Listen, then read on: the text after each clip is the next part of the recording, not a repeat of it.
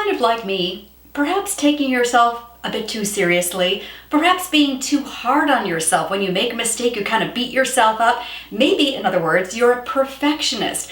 And, at first glance, it doesn't really seem like perfectionism could be a bad thing. I mean, you're wanting to do your best and put the best effort in. And yes, to some extent, that is correct. We should always put our best effort forward, right?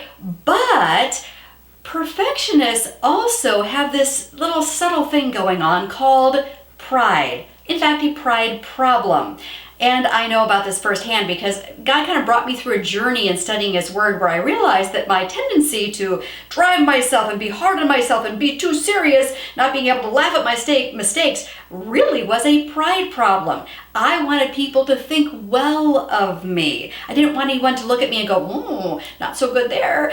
And so it was really a pride problem. And God showed me through multiple scriptures that pride is not really a good thing. In fact, Proverbs 18:27, kind of a humbling scripture. It says, God saves the humble, but brings low those who are haughty.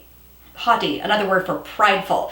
Okay, I don't really want to be brought low by God because of my pride problem. And so that's one problem that comes from having this perfectionism streak, is that you're really out of alignment with God and probably not really in His favor when you have this big pride problem and want everyone to think that you're the best, and so you're driving yourself so much and you're trying to be perfect about everything. Yeah, pride, not good. But here's the second big problem that comes from this perfectionism streak, this taking yourself so seriously, is you become grumpy. Yes, you become grumpy. You're miserable to be around, if you're like me anyway, because when perfectionists make a mistake, everyone around them knows it. We become grumpy and irritable, and we start snapping at everyone because we're upset with ourselves for not being perfect.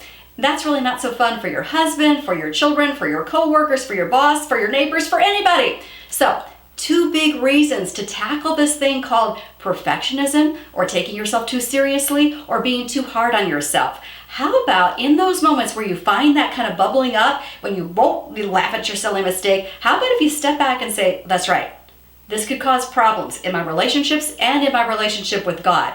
I'm just going to let myself be less than perfect. I'm going to laugh at my silly mistake. I'm going to brush it off as like, okay, I am not perfect, and that's okay.